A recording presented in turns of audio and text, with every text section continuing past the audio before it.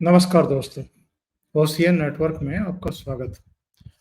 अरविंद केजरीवाल का वश चले तो वो 1 मिनट भी तिहाड़ जेल में ना रहे और बाहर आ जाएं। उन्होंने लोअर कोर्ट में भी, हाई कोर्ट में भी, सुप्रीम कोर्ट में भी अपनी पूरी लीगल टीम जो है वो खड़ी कर रखी है, झोंक रखी है एक तरीके से।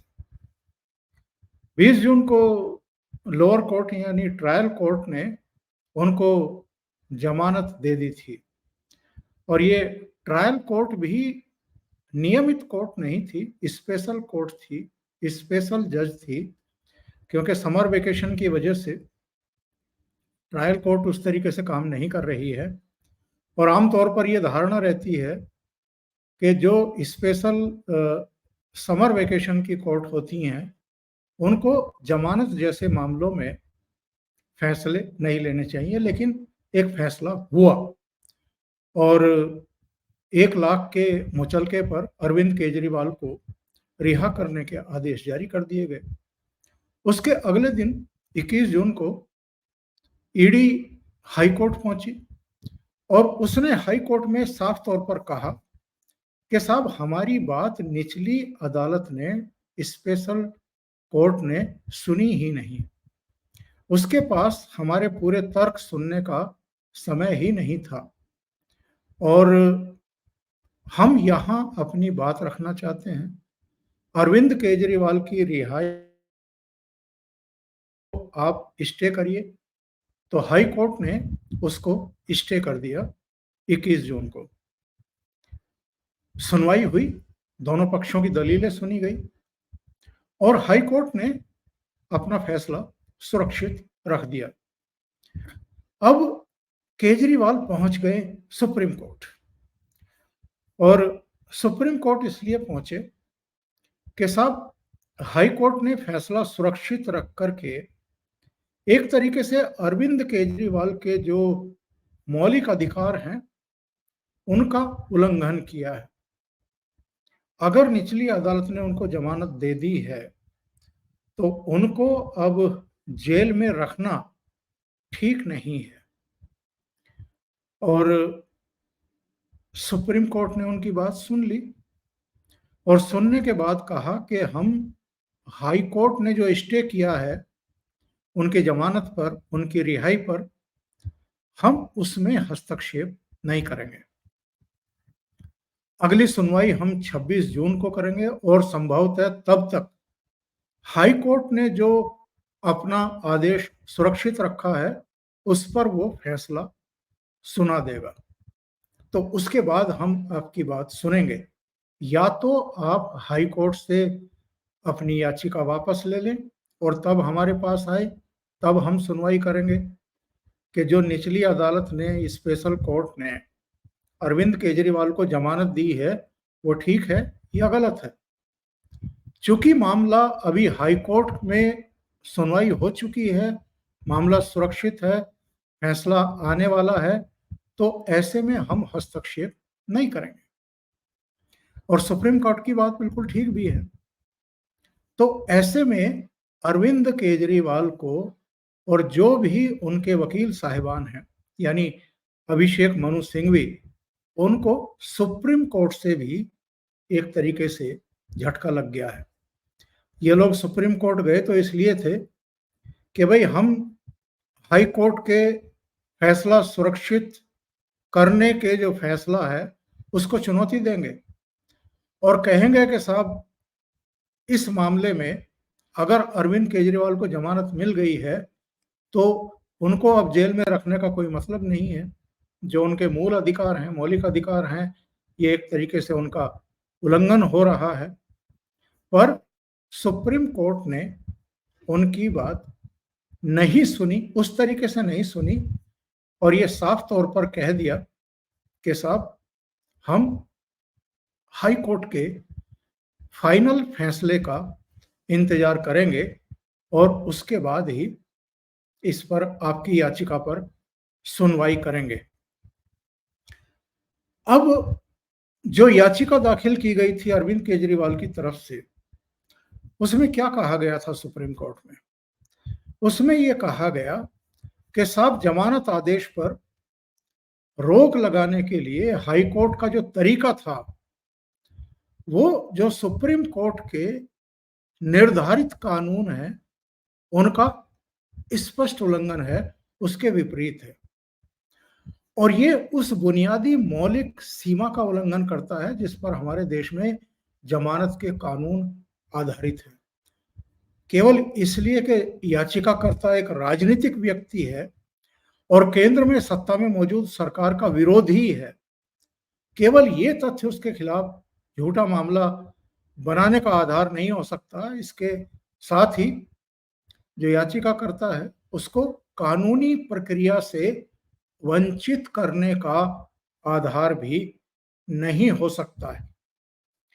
और याचिका में ये बात भी कही गई है कि कोर्ट के इस आदेश ने न्याय को चोट पहुंचाई है, याचिकाकर्ता को भी दुख पहुंचा है और कोर्ट के इस आदेश को एक पल के लिए भी जारी नहीं रखा जाना चाहिए। अदालत ने बार बार ये माना है कि स्वतंत्रता से एक दिन के लिए भी वंचित होना किसी आरोपी का उसके साथ ज्यादती है। अब ये सारे तर्क जो दिए गए हैं और अभिषेक मनु सिंघवी ने भी जो सुप्रीम कोर्ट में दलीलें दी हैं, उन्होंने कहा कि साहब हाई कोर्ट का जो स्टे है वो न्याय प्रक्रिया का उल्लंघन है। इसके बाद जस्टिस मनोज मिश्रा ने ये कहा कि हाई कोर्ट आजकल में फैसला सुनाने ही वाला है। हालांकि उन्होंने ये भी माना कि अगर ये जमानत के इस तरह के मामले होते हैं तो उसमें आमतौर पर फैसला सुरक्षित रखने की परंपरा नहीं है, उसी दिन फैसला सुनाने की बात होती है। तो इस पर सिंघवी ने यह कहा कि अगर जमानत रद्द होती है तो वो निश्चित रूप से वापस जेल जाएंगे, यानी उनको रिहा कर देना चाहिए। जो स्पेशल कोर्ट ने उनको जमानत दी है उस पर, उनकी रिहाई पर स्टे नहीं लगाना चाहिए था दिल्ली हाई कोर्ट को। और अगर उनकी जमानत रद्द करती है हाई कोर्ट तो ठीक है, वो वापस जाएंगे और ऐसा उन्होंने भी किया भी है।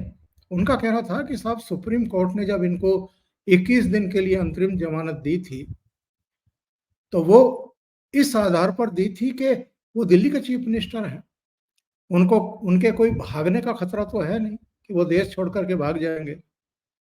और मान लिया कि हाई कोर्ट ने ईडी की याचिका को खारिज कर दिया, तो ये जो समय गुजर रहा है, यानी जमानत दिए जाने के आदेश और अब तक के बीच की जो ये जो समय गुजर रहा है, इसकी भरपाई कैसे होगी।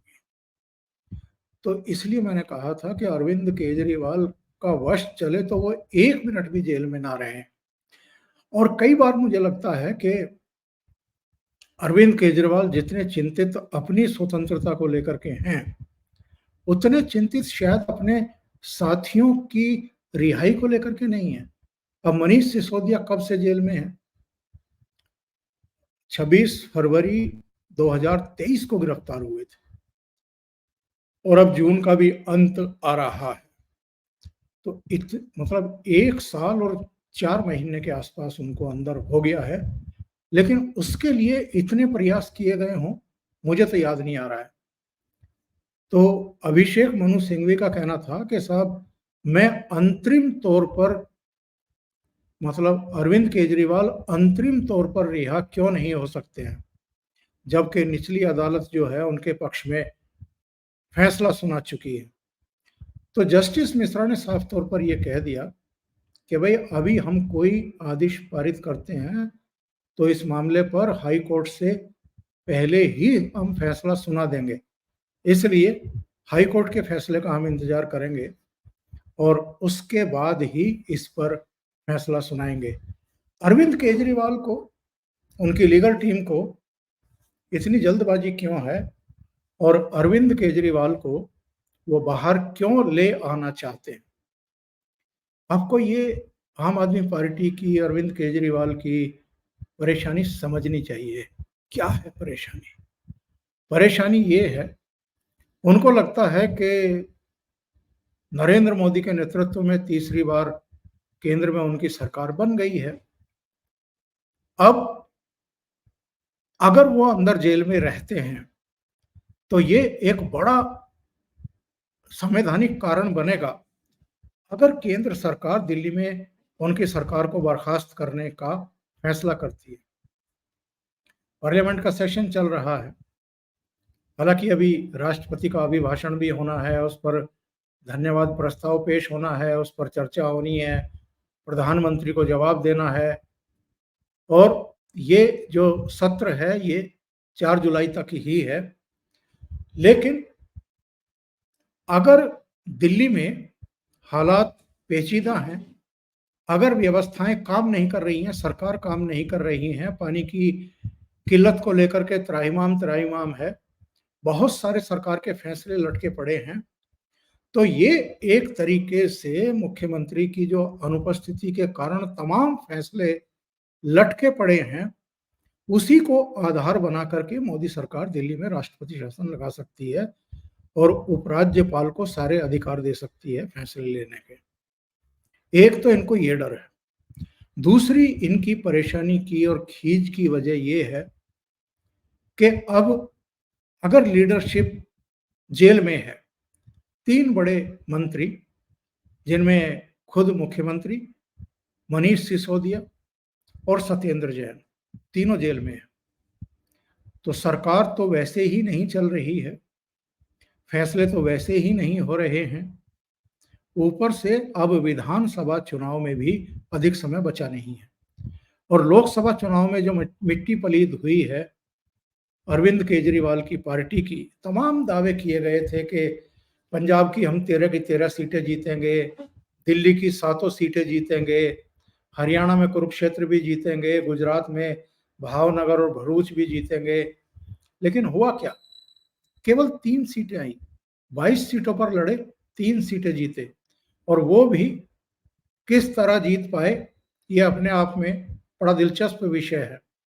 इसके विपरीत कांग्रेस पार्टी इनसे कहीं ज्यादा सीटें जीत गई पंजाब में और दिल्ली में तो इनका खाता ही नहीं खोला, ना 2014 में, ना 2019 में और ना अब 2024 में खोला है। तो इनकी चिंता ये है, और अभी जो 5 राज्यों के चुनाव हुए थे जिनमें से 3 राज्यों में दिसंबर 2023 में इन्होंने 205 कैंडिडेट खड़े किए थे, सबकी जमानतें जब्त हो गई। तो इनको डर इस बात का है कि जो शराब घोटाला है ये कहीं इनकी कब्रगाह ना बन जाए और पार्टी का जो बेस है वो जिस तरीके से खिसक रहा है और लोगों का जिस तरीके से मोह भंग हो रहा है, 21 दिन बाहर आकर के प्रचार करने के बावजूद लोगों ने आम आदमी पार्टी को नहीं जिताया, केवल 3 सीटें पंजाब में जीत पाए ये। तो इतना खराब प्रदर्शन इनकी दिन का चैन और रातों की नींद हराम कर चुका है। इसलिए चाहते हैं कि किसी तरीके से अरविंद केजरीवाल बाहर आ जाएं तो नए सिरे से प्रयास हो, नए सिरे से जो है, अगर मैं शुद्ध हिंदी में कहूं तो रायता फैलाया जाए और किसी तरीके से विधानसभा चुनाव में फिर से वापसी के लिए प्रयास किए जाएं। अब उसमें अगर बाधा उत्पन्न हो रही है, एक तो इसी पर सवाल खड़े हो रहे हैं कि जो ट्रायल कोर्ट है, जो स्पेशल कोर्ट है समर वेकेशन की, क्या उसको जमानत देने का अधिकार है। दूसरे मामला चूंकि हाई कोर्ट सुप्रीम कोर्ट के विचाराधीन है इनका, तो ऐसे में ट्रायल कोर्ट अगर तमाम तरह की टिप्पणियां करते हुए इनको जमानत दे देती है तो वैसे ही सवाल खड़े हो रहे हैं।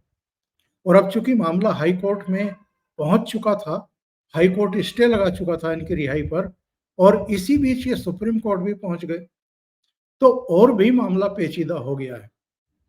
तो बड़ा दिलचस्प होगा ये देखना कि अभी हाई कोर्ट आज, कल या परसों परसों तो सुप्रीम कोर्ट फिर सुनवाई करेगा इस मामले की, जो ये याचिका लेकर के पहुंचे हैं कि हाई कोर्ट ने जो जमानत पर स्टे किया है, रिहाई पर स्टे किया है, उसको आप खत्म करें ताकि अरविंद केजरीवाल बाहर आ सकें। तो उस पर सुप्रीम कोर्ट को सुनवाई करनी है, लेकिन उससे पहले हाई कोर्ट का क्या फैसला आता है, यानी जमानत लीगल है या इलीगल है और जमानत दी जा सकती है कि नहीं दी जा सकती, इस स्टेज में अभी इनको 21 मार्च को ही तो गिरफ्तार किया गया था और 50-55 दिन ये जेल में रहे और फिर इनको 21 दिन की अंतरिम जमानत दे दी गई थी चुनाव प्रचार के लिए। ऐसे में जबकि मनीष सिसोदिया को अभी तक भी जमानत नहीं मिल पाई है, 16 महीने से वो जेल में है, तो अरविंद केजरीवाल को इतनी जल्दी जमानत? मामला एक ही है। उधर केसीआर की बेटी के कविता को भी जमानत नहीं मिली है। तो ऐसे में अरविंद केजरीवाल को जमानत दे देना अपने आप में एक बड़े बहस का विषय इस समय देश में बना हुआ है। तो बड़ा दिलचस्प होगा ये देखना। आज तो कम से कम सुप्रीम कोर्ट ने इनको कोई राहत नहीं दी है।